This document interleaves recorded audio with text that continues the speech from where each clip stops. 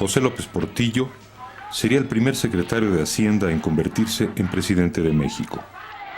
Parecía el arribo al poder de un estadista sensato, de un hombre de evidente buena voluntad que sacaría al país de sus agobiantes problemas. Sin embargo, el petróleo surgió con tal fuerza que acabó por determinar el curso que seguiría su gobierno. Y de la fe en la abundancia, los mexicanos pasaríamos una vez más a los abismos de la crisis.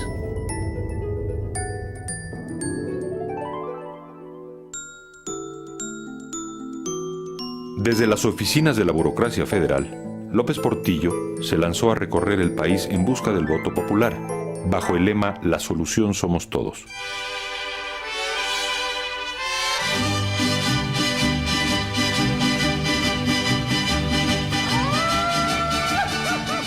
El único puesto de elección popular al que yo aspiré fue la presidencia. Que él era el candidato y yo era el coordinador de la campaña. Él me solía decir, nosotros de esto no sabemos, ¿verdad, licenciado? Con excepción del PAN, que no presentó candidato para esas elecciones, todos los partidos de oposición registrados postularon al mismo hombre.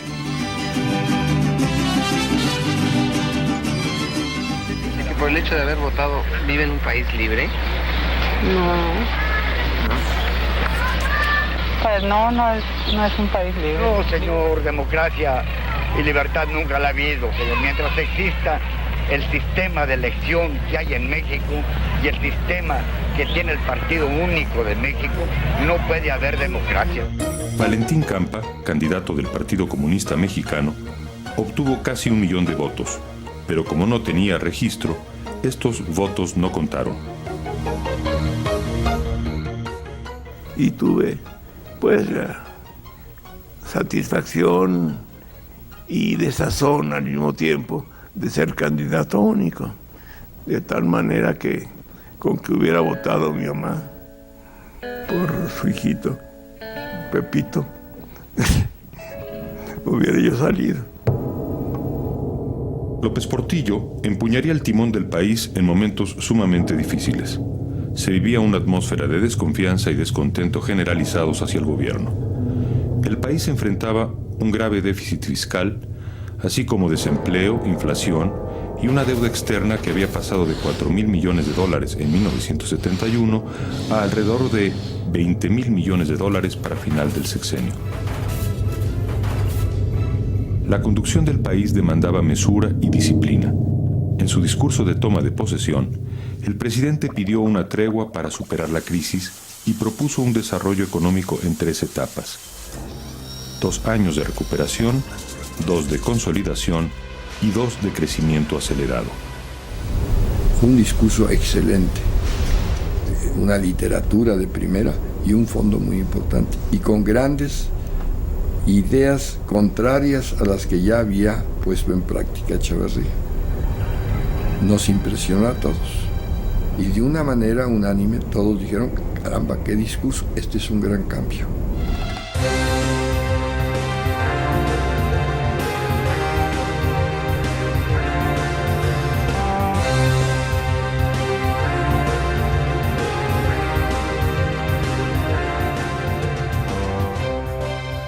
Con sus palabras, López Portillo conquistó del pueblo de México un apoyo mucho más importante que su triunfo en la votación del 6 de julio.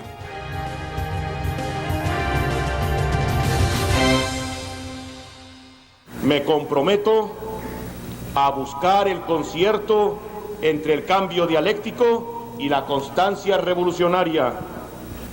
No estamos unidos para que unos pisen y se encaramen sobre otros, ni para que pocos se salven y muchos se hundan.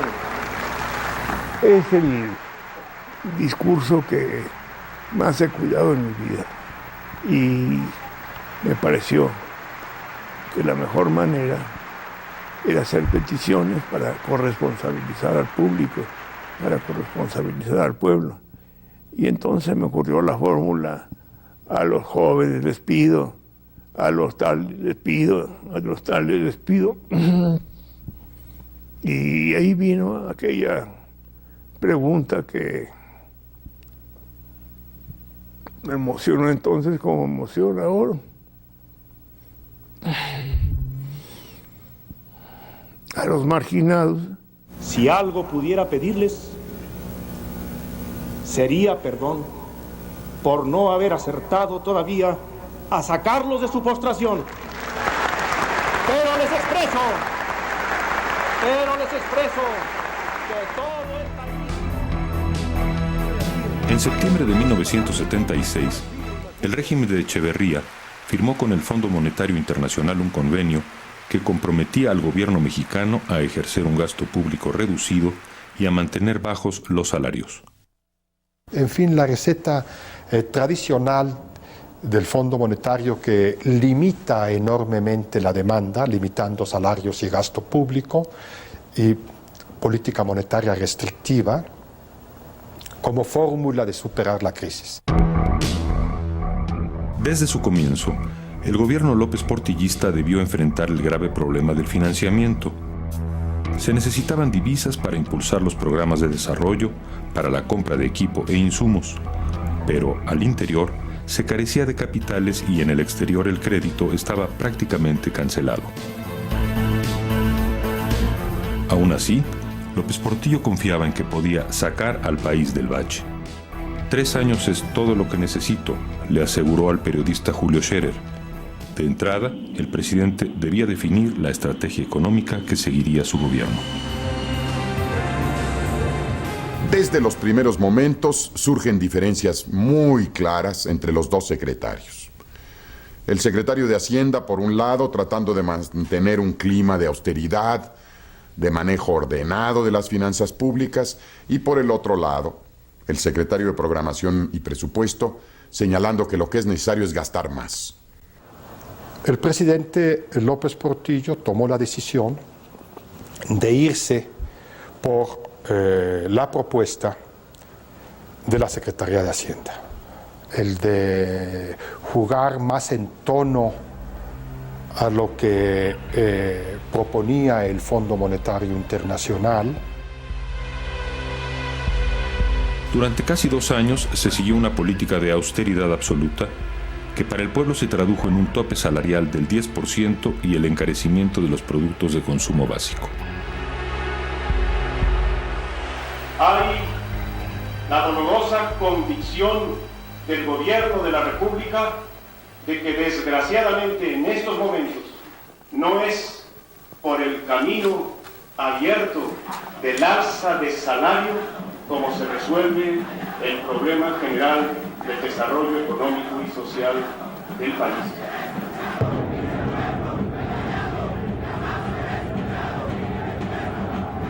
López Portillo comprendió la urgencia de una reforma política que desahogara la enorme presión social agudizada por la crisis.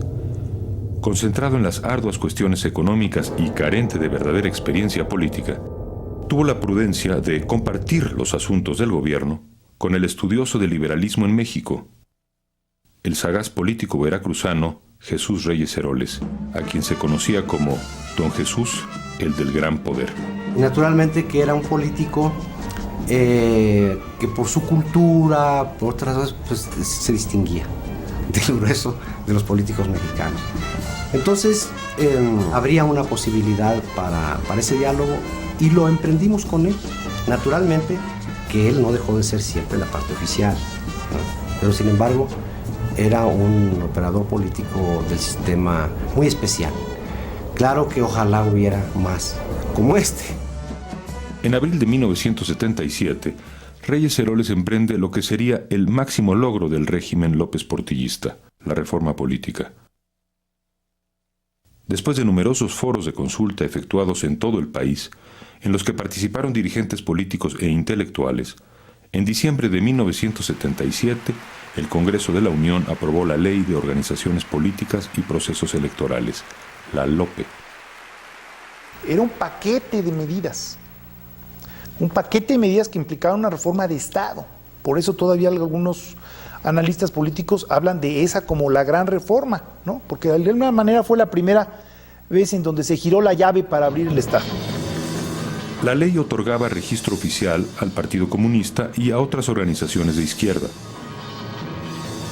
Un año después, López Portillo promulgaría una ley de amnistía que dio libertad a quienes habían militado en grupos guerrilleros.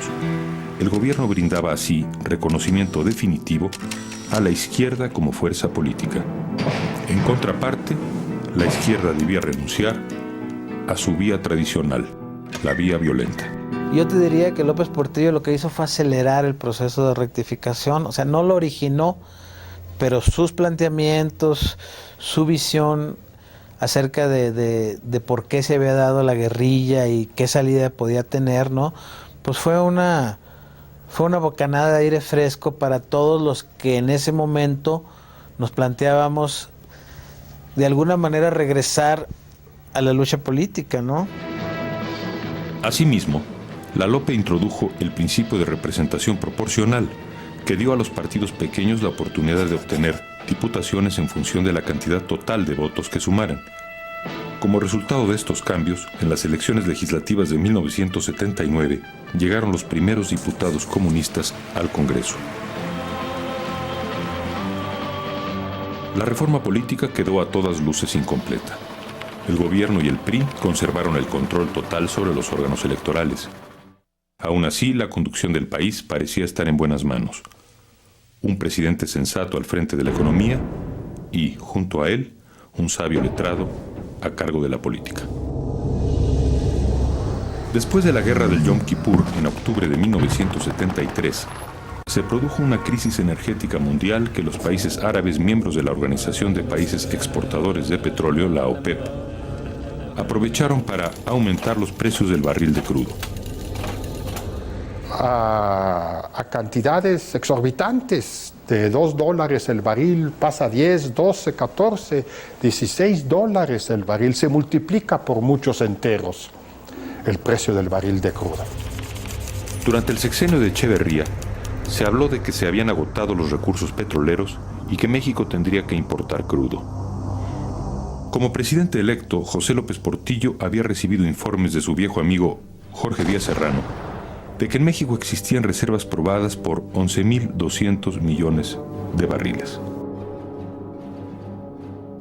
Esto era una carta que en cualquier banco me daban un crédito si yo iba. Entonces fui con don José, ya cuando tomó posesión le dije, tenemos que irnos al mar. Mira, aquí tengo esto, aquí sacamos los recursos, vamos a Washington, vamos al Fondo Monetario Internacional, donde tú quieras vamos. Conseguimos dinero, pero te pido que se utilice como punta de lanza en la exploración en el mar.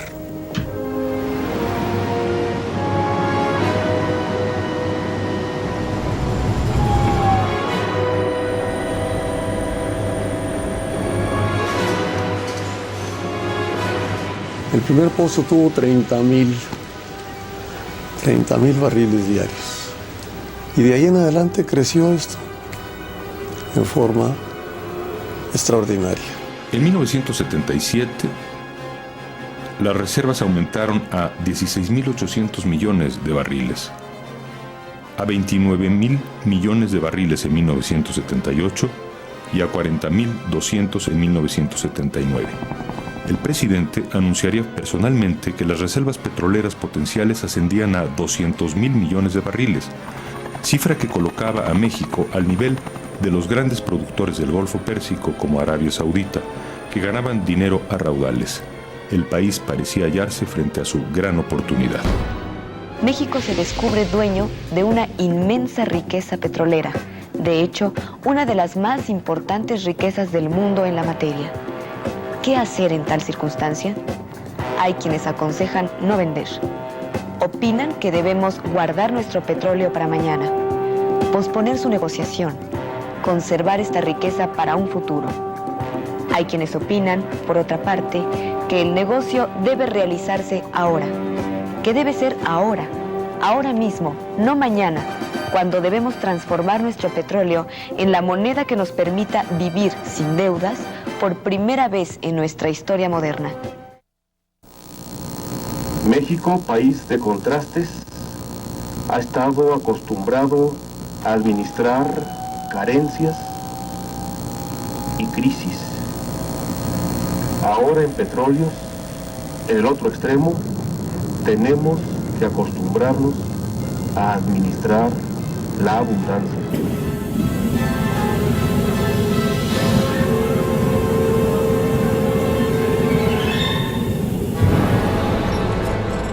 López Portillo advirtió que había que hacerlo con responsabilidad. Sin embargo, meses después, el plan de crecimiento moderado en 3 etapas se tiró por la borda y lo sustituyó un programa tan desmesurado que, en comparación, la gestión de Echeverría pareció casi austera. Ríos interminables de petróleo comenzaron a brotar del subsuelo mexicano. La producción de crudo en 1977 fue de 1.200.000 barriles diarios. Para 1980 se incrementó a más de 2 millones de barriles. Pemex duplicó la extracción y la capacidad de refinación y triplicó la producción de petroquímicos. La exportación también aumentó exponencialmente. En tan solo 4 años pasó de 0 a 1.3 millones de barriles diarios. Y todo este crecimiento fue financiado con crédito externo, pensando que el petróleo proporcionaría las divisas suficientes para pagar los empréstitos. Pero no solo lo pensó México, sino lo pensaron los bancos que nos prestaron. Nadie regala su dinero, por lo menos que yo sepa. Yo recuerdo que en aquella época los funcionarios de la Secretaría de Hacienda que asistíamos a reuniones internacionales éramos literalmente perseguidos por los banqueros canadienses, americanos, japoneses, ingleses, alemanes, suizos, cada uno ofreciéndonos una operación de crédito a México en mejores condiciones que la anterior. El endeudamiento del país fue creciendo paralelamente a la producción de crudo. La mayor parte de los empréstitos se destinaban a Pemex. Como resultado, la paraestatal debía en 1979 el 25% de la deuda externa nacional y la economía se petrolizaba a pasos agigantados.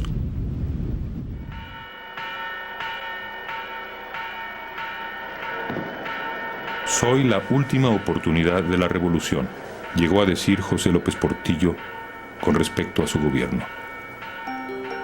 Los sueños de justicia social que dieron origen a la lucha armada podrían, finalmente, hacerse realidad gracias a los vastos yacimientos de petróleo.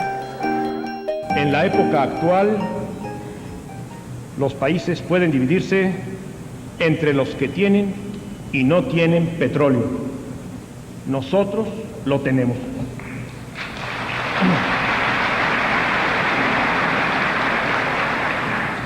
Pensemos en grande para ser grandes. Seremos grandes. En sus memorias, José López Portillo escribió sobre sí mismo: fui muy macho.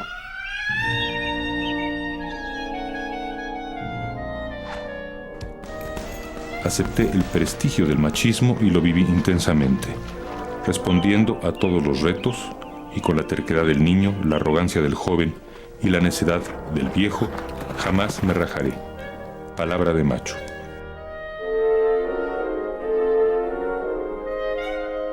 Por otra parte, José López Portillo sentía por su madre una adoración que lo llevó, sin empachos, a pasar por alto los preceptos constitucionales que marcaban la separación entre la Iglesia y el Estado.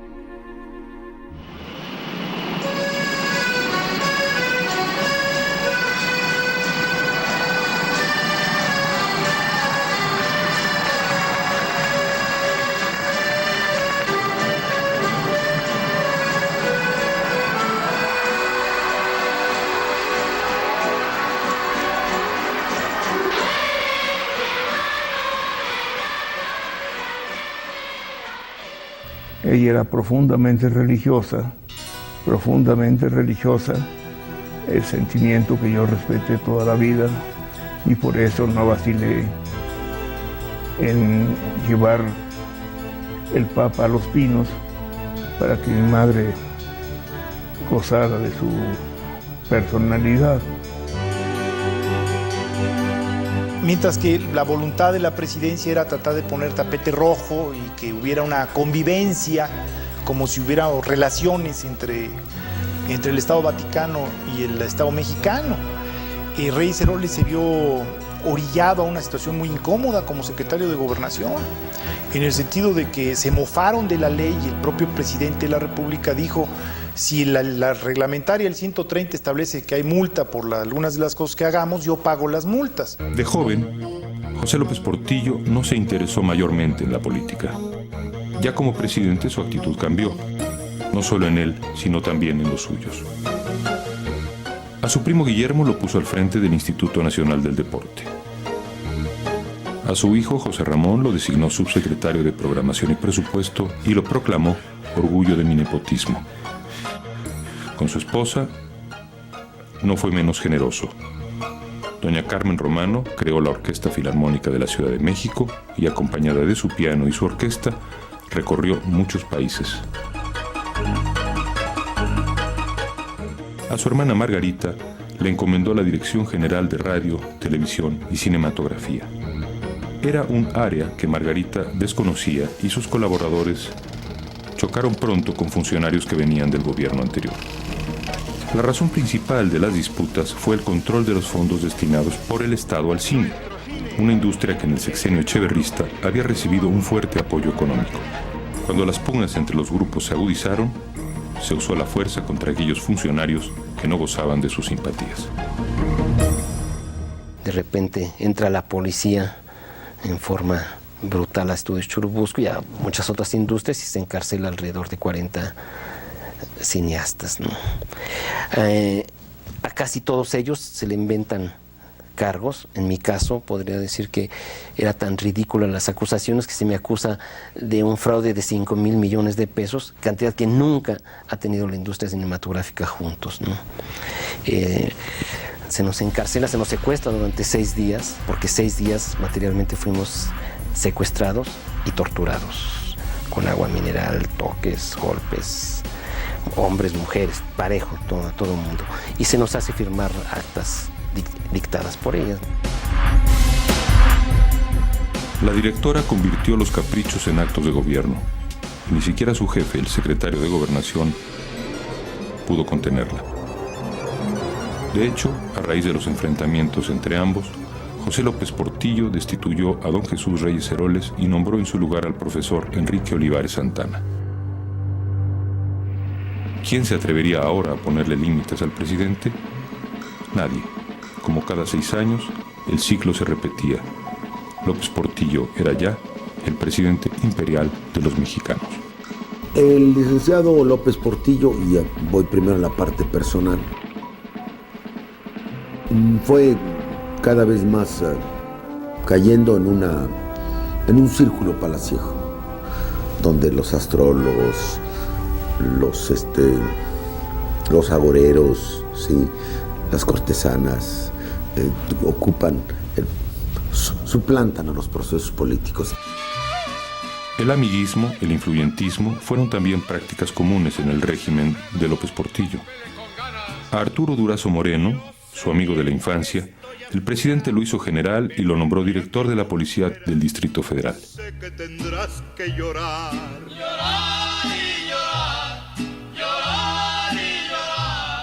El negro Durazo pronto dio muestras de su gusto por la buena vida y su extraña debilidad por la cultura griega. Con el sueldo mensual de un honrado policía, 9,600 pesos al mes aproximadamente, se construyó una fastuosa mansión en las faldas del Ajusco y un palacete en las playas de Zihuatanejo, conocido como el Partenón. En ese momento el presidente consideró necesario desafiar al enemigo histórico de México.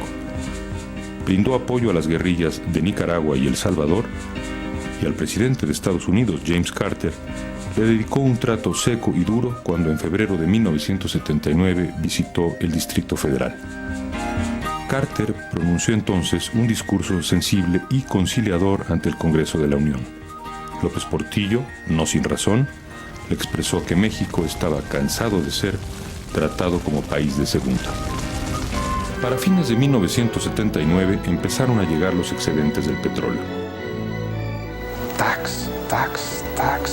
Ahí caía, se oía el ruido del 20 que caía, estaba ingresando recursos a la nación. Pero México recibió en esos años, de 1978 a 81, una cifra que podemos decir en términos gruesos de más o menos 100,000 millones de dólares que no teníamos contemplado en los planes originales. Son los tiempos famosos en que teníamos que aprender a administrar la abundancia. Porque claro, el país se convirtió en unos cuantos años en un nuevo rico. Con los recursos del oro negro, López Portillo dio rienda suelta a su pasión por los grandes planes e inició la construcción de obras monumentales como la segunda etapa de la siderúrgica Lázaro Cárdenas, el gasoducto Cactus Reynosa, la presa Chicoacén, los complejos petroquímicos de La Cangrejera y Pajaritos. Puso en marcha el Sistema Alimentario Mexicano, SAM, que era el plan maestro para lograr la autosuficiencia en granos básicos e incrementar los ingresos de los campesinos. La meta se alcanzó, pero solo por un año. El gigantesco proyecto lo incluía todo: ferrocarriles, carreteras, puertos, cultura, educación, recreación, salud, vivienda, desarrollo científico, tecnológico. Era la modernización total en un sexenio. Para finales de 1980, el Estado era dueño de 450 empresas y participaba en otras 54 como accionista minoritario. Contaba además con decenas de organismos descentralizados y fideicomisos. Y así, bueno, pues teníamos las fábricas de textiles, de bicicletas, hoteles, restaurantes. Yo siempre cuento, y me gusta hacerlo, que llegamos a tener hasta un cabaret, que probablemente haya sido el único cabaret en el mundo que perdía dinero. Según estimaciones del escritor Gabriel Said, en 1981 el presidente tomaba decisiones que representaban una inversión de casi 70 millones de dólares por hora. Ningún monarca en el mundo tenía, en términos relativos, un poder semejante.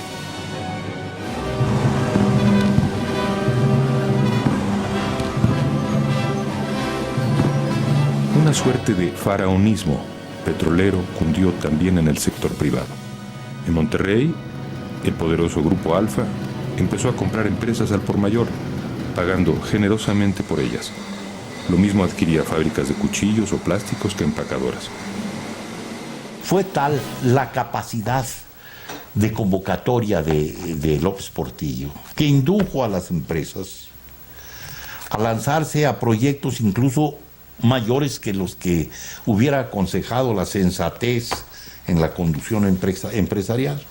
El gran crecimiento de las empresas mexicanas en esa época se dio en buena parte con financiamientos en dólares. Como en el caso del sector público, el dinero provenía de bancos extranjeros. En conjunto, los sectores público y privado contrataron deuda externa por un total de 51.788.5 millones de dólares entre 1977 y 1982.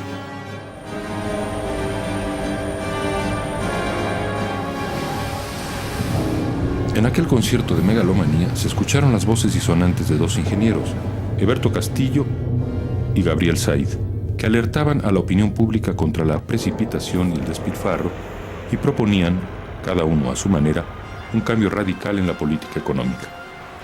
Advirtieron también sobre la fragilidad de un edificio construido a partir de un ladrillo solitario, tan inadvertido que nadie hablaba de él: el precio del barril de petróleo. Como presidente, López Portillo apostó el desarrollo de México al boom petrolero y eligió financiarse con deuda externa. De pronto, a finales de 1980, llegaron malas noticias. Las tasas de interés internacionales subieron del 6 al 20% y automáticamente la deuda externa mexicana se elevó en más de 34,000 millones de dólares. De inmediato se alzaron las voces exigiendo ajustes en la política económica. El presidente se negó terminantemente, creyéndose aún cobijado por el petróleo. Pero la cuenta regresiva para López Portillo había comenzado en todos los frentes. En el año de 1981 el mercado petrolero mundial sufre un cambio de fondo. Empieza a generarse una sobreoferta. Los grandes países consumidores, Estados Unidos, Japón, Europa Occidental, adoptan una serie de medidas para ahorrar energía. Entonces, por un lado, tenemos una oferta creciendo y una demanda que va bajando. Eso conduce a que el mes de junio de 1981 se inicia el descenso en el precio internacional del petróleo. Un movimiento brusco, violento de los árabes. Estábamos nosotros vendiendo por medio de $36 por barril y ofrecieron un descuento de $4 el barril. Era poco más del 10%. Bueno, era el primer indicio de que ya no era un mercado de vendedores, que ya estaba transformándose en un mercado de compradores. Había que reconocerlo. Cuando el 1 de junio, Díaz Serrano anunció su decisión de bajar $4 por barril los crudos mexicanos, López Portillo decidió enviarlo como embajador a la Unión Soviética y nombró a Rodolfo Moctezuma nuevo director de Pemex. Enseguida, ordenó subir $2 el precio del barril y, encolerizado, les advirtió a los clientes que si no compraban ahora su petróleo, en el futuro México no les vendería. Por supuesto, los clientes no hicieron caso de las amenazas. No lo aceptaron. Se fueron y dejamos de recibir $16,000 millones al año. Y ahí cometimos, yo creo que uno de los errores de interpretación económica más graves de la historia de México. Las autoridades mexicanas consideran que este descenso en el precio del petróleo es temporal, es transitorio y no hacemos nada. Lo sensato en ese momento era ajustar la paridad del peso frente al dólar y cancelar los grandes proyectos. Sin embargo, el gobierno siguió gastando como si no pasara nada. López Portillo, como apuntaría en un ensayo meses después Gabriel Said, seguiría apostando, esta vez a favor de su peso, aunque para ello tuviera que empeñar al país entero. Entonces teníamos déficit de balanza de pagos, de cuenta corriente, déficit fiscal, un problema muy severo de sobreendeudamiento externo, de costo del financiamiento externo, y todo eso lo estábamos tapando durante la segunda mitad de 1981, trayendo más crédito externo. Ya para entonces la desconfianza en la economía mexicana había cundido y dio inicio una masiva fuga de capitales. Estábamos pagando deudas, lo cual implica salidas, pero también estábamos viendo que los inversionistas mexicanos y extranjeros estaban tomando sus pesos, cambiándolos por dólares y llevándoselos para afuera, precisamente por las condiciones de incertidumbre y de inestabilidad, y porque no veían que el gobierno estuviera tomando medidas de fondo. Los banqueros le pedimos al presidente que devaluara. Era insostenible el tipo de cambio que se estaba manejando. Porque lo más barato en el mercado era comprar dólares. Y la gente no es tonta, lo sabía y compraba dólares. López Portillo vinculaba explícitamente la devaluación del peso con su propia devaluación como presidente y aún como persona. Presidente que devalúa, se devalúa, declaró. Defendamos nuestro peso. Afirmemos y reafirmemos el derecho a tomar nuestras decisiones en materia monetaria, con los aranceles, con las licencias y con los estímulos y fomento a la exportación. Esa es la estructura que conviene al país. Esa es la estructura a la que me he comprometido a defender como perro.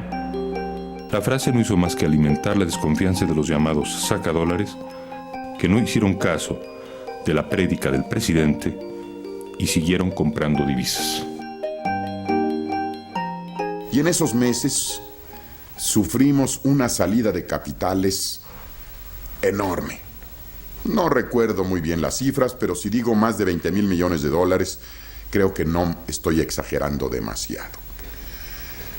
Nos costaba una enorme cantidad de recursos y en muchas ocasiones nos acabamos todas las reservas con tal de estar sosteniendo el tipo de cambio de manera artificial. En febrero de 1982, López Portillo perdió la apuesta finalmente y tuvo que devaluar. El peso cayó de 28.50 a 46 por dólar y comenzó un derrumbe que llevó a la moneda a valer menos de 100 pesos por cada dólar. El desplome solo se detuvo cuando, en una medida desesperada, el gobierno cerró el mercado cambiario y fijó la paridad en 70 pesos por cada billete verde. En medio de la tormenta, López Portillo comenzó a reflexionar sobre la sucesión presidencial. En septiembre de 1981 escribió que si los problemas del país eran políticos, el dedo se inclinaría por Javier García Paniagua, el secretario de la Reforma Agraria. Pero si los problemas eran económico-financieros, el elegido sería el secretario de Programación y Presupuesto, Miguel de la Madrid.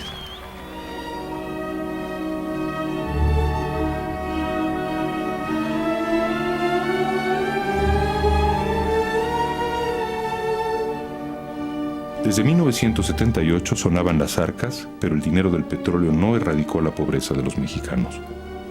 Ya para ese año, el subempleo, el comercio ambulante, las marías y los tragafuegos eran una realidad lacerante en la capital del país y en otras ciudades. Con los tragafuegos se popularizó el chiste de que si no se hallaban clientes en el extranjero para el petróleo, ellos serían el mercado natural. Hay que recordar que 1982 cierra con cero crecimiento, un déficit del gobierno de 17% del PIB, que para aquellos que no estén enterados de estas cosas, es difícil encontrar otro caso en otro país, en otro tiempo, con un déficit de ese tamaño, incluyendo países que han estado en estado de guerra. Sí, fue un despilfarro brutal. A mediados de 1982, las evidencias de la bancarrota obligaron a recurrir al apoyo del Fondo Monetario Internacional. El secretario del Tesoro de los Estados Unidos, Donald Reagan, convocó a la comunidad financiera mundial a una reunión urgente. Y el 20 de agosto de 1982 en Nueva York, el secretario de Hacienda de México, que era yo, le declara a la comunidad financiera internacional que ya no tenemos dinero. En el momento en que llegamos nosotros a Nueva York, la verdad es que cundió un gran nerviosismo en los mercados.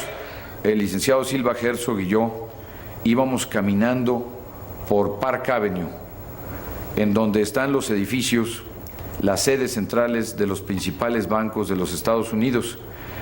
Y conforme avanzábamos cuadra a cuadra, se iban cayendo los precios de las acciones en el mercado.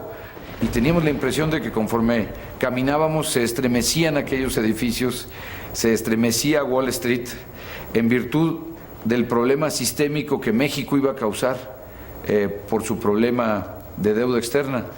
Entonces, en una reunión que ustedes se podrán imaginar lo dura, lo tensa, lo difícil que fue, decirle a la comunidad financiera internacional: se me acabaron las fichas, no tengo dinero, debo, no niego, pago, no tengo, como el famoso dicho mexicano.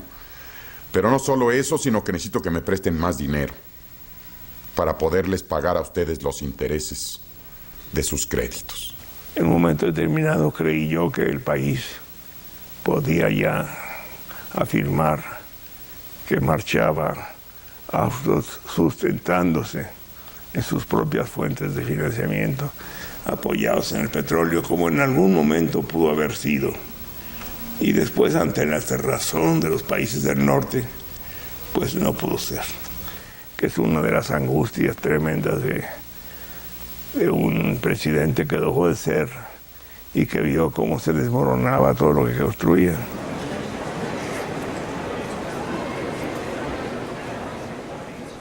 En su último informe de gobierno, José López Portillo habría de encarar a la nación.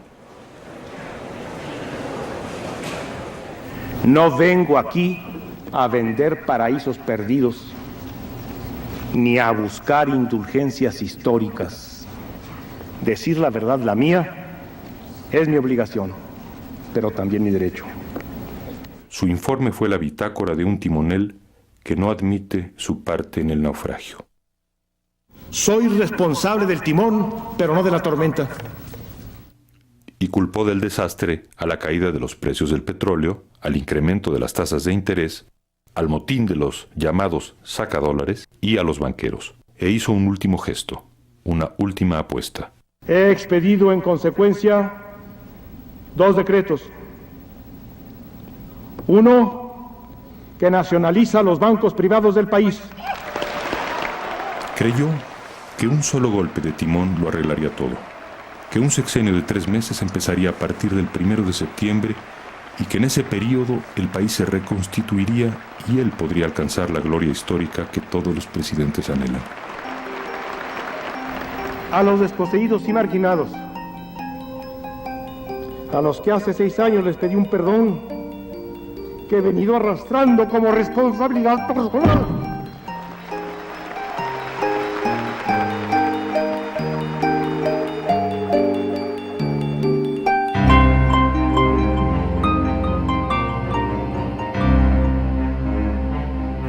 Pero la comedia había terminado y casi al unísono la sociedad alzó la voz para reprocharle el despilfarro, la frivolidad y la irresponsabilidad, para cobrarse con burlas e insultos, a veces excesivos, la dolorosa quiebra del país.